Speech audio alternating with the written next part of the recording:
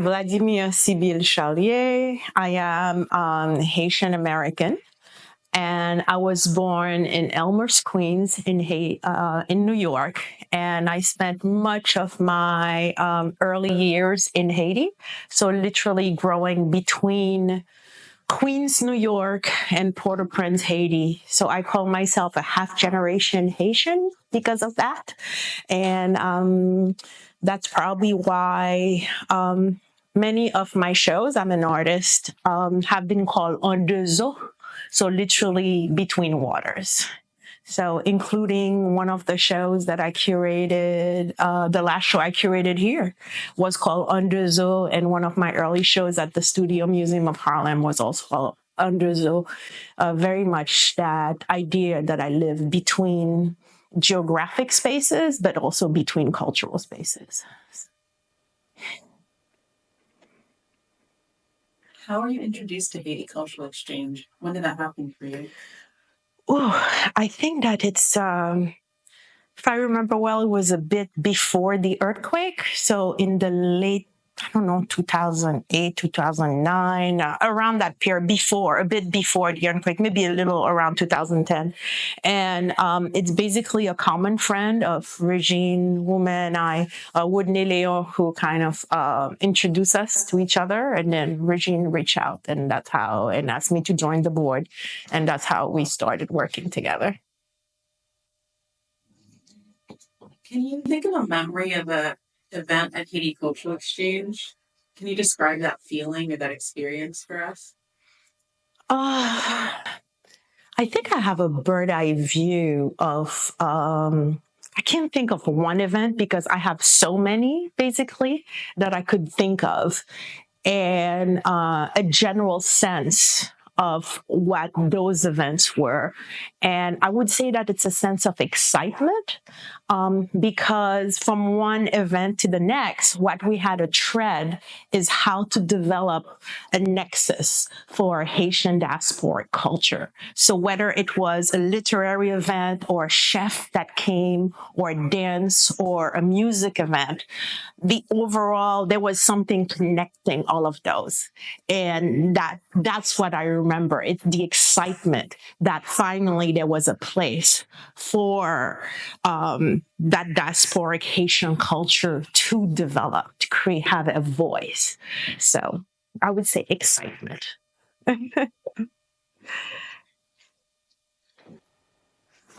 What is unique about Haitian artistic expression to you? I think that the strength of the culture is unique, and that is in spite of the political unrest and our history that has been marred by a lot of unrest. And it's in every field, whether it's the culinary field, whether it's literary, whether it's visual. If you look at what Haitians have accomplished in Haiti as well as in the diaspora, within the context where you have a political infrastructure that is absolutely crumbling and not supporting, the visual expression has been just absolutely amazing. Not just visual, the cultural expression, I should say, has been absolutely amazing. And it's almost a survival mechanism that's happening where the motherland is literally threatened, our physical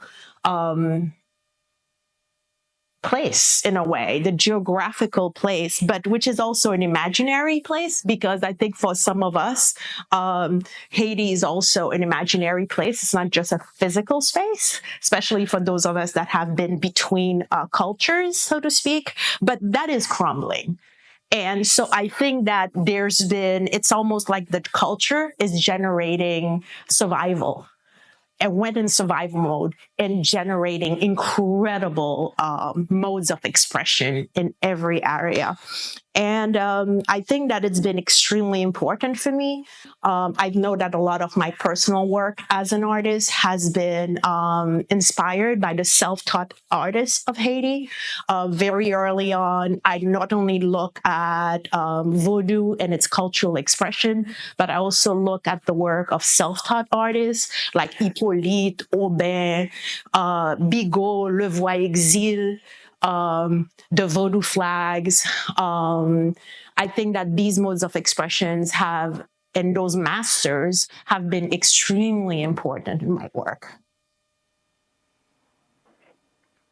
You're naming some of these masters, you're naming some of these core cultural expressions that come from Haiti and that followed us here. Can you talk to me about how that informs your own artistic work and outlook?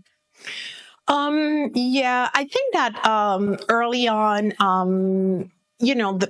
one of the interaction I tended to have very on, I'm thinking of college, just like, oh, you have an accent. Where are you from? I'm like, my family's from Haiti. Oh, the minute you would say that, it was like, okay, so what's your relationship with Vodou? And I think that's when my interest really started, because it looked like that cultural, I don't want to say the cultural baggage, but the culture followed me, right? Because we also have a whole concept in this country of who is an immigrant and who is not.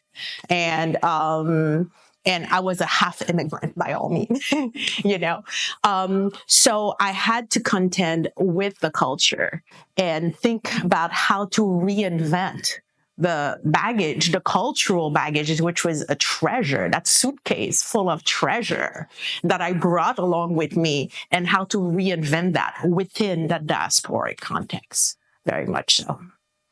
And most of my work has been about reinventing and using those sources of work within the culture, as well as my personal stories within a contemporary context here in New York. Cybil, how do you see your work connecting to your community and beyond, to our wider world and to other cultures, or around issues that are important to you? I think that most of my artistic path, as an artist, has been finding ways to connect my cultural baggage as a Haitian-American to the wider community. So, for example, one of the recent bodies of work that I've wrapped up is called "From the Pantheon When the Saint Goes Marching," is called the Diaspora Vodou Survival Kit, which is a portfolio of 22 images of loas and orishas that I have reinvented with the heroes and sheroes of the diaspora, the Black diaspora. For example, Malcolm X is Ogu, right? And Billie Holiday is Ezili.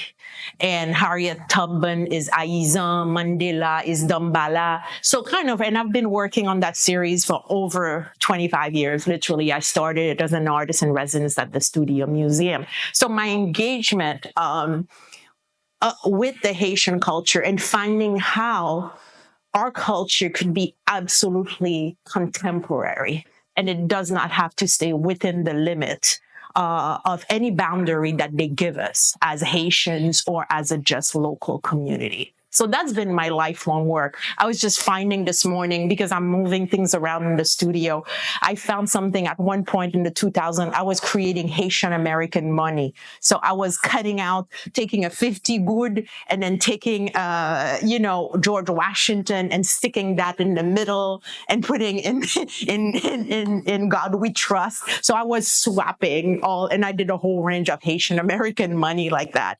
But just to say that, and I think one of the series I had done early on was Haiti meets Harlem. So it's literally taking imagery from Harlem, imagery from Haiti, from Sans Souci Palace and from Labadie, and blending the two, creating kind of hybridity. So I think that's very much being the discourse. But I have to say that that was not always the case. And that when I got out of college, there was no such discourse that existed. So part of the challenge of my generation has been to create that discourse. So as an artist in residence at the Studio Museum, for example, I remember that I wanted my titles to be trilingual. I want them in English, I want Creole, and I wanted French. It was a 2-month discussion with the administration, going back and forth, because I wanted titles that were also representative of my culture. And 20-something years later, Didier Williams has a full show, a full retrospective, double shows in the city where everything is straight in Creole, no question asked. So I think that we have to see this cultural work not as a race, but as a relay race, where we pass the baton, so to speak, and as a collective work, as a la coup, where from one group to the other, we continue the work and that we achieve it that way. That's beautiful. We at Haiti Cultural Exchange Voice felt really activated by your work because of your complex visioning of the aesthetics of and spirituality within Haitian culture and placing Haiti within this global context, right? It resonates with us and our call to navigate deficit narratives about our culture and about Blackness widely. Can you give us a few words, a story, or a proverb that you feel resonates with these themes? What does that mean to you? Actually, when I read the story, the question, what came to me is this: the fact that I had done, so when I was on the board of HCX and the chair of the board, one of the things that we did is I had to figure out, of course, as a board chair, how to raise funds. And this was grassroots, starting literally from scratch. And how did we do that? So as an artist, figured let's do a fundraiser, and I had the idea of doing, and I did this collaboratively. I did a whole series of proverbs on boards, and we did a whole event that was really super fun. That sold out of every kind of proverb you could imagine. But again, it's that idea that you could produce something that is contemporary, that could go in a high-end design magazine in very modern setting, that is Creole, that is written in Creole, that does not need translation. Because as people of the African diaspora, we are inherently modern. Africa has created modernism. So we don't need to try to become modern. We are. That's our birthright. Generations from now, what do you envision for the diaspora's continued connection to Haiti and to each other? Well, I think that given the state of disarray of the country right now, it's the work that is being done right now is absolutely vital. And I'm really thrilled that HCX is putting an archive component, because I think that keeping that cultural memory alive is absolutely important for the next generations and for the present, as the infrastructure itself is crumbling.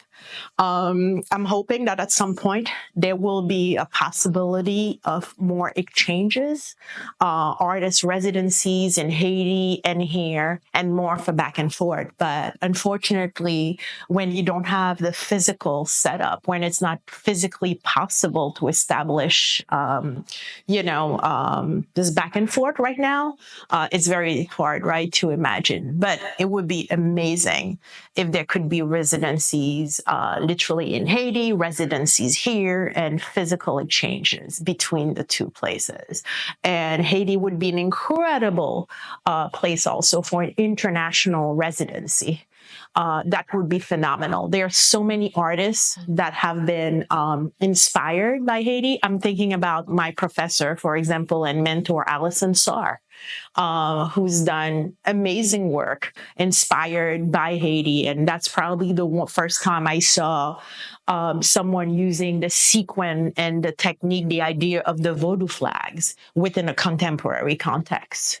Ebony Patterson, whose work early on was, I think, influenced also by her participating in the Ghetto Biennial, among so many examples.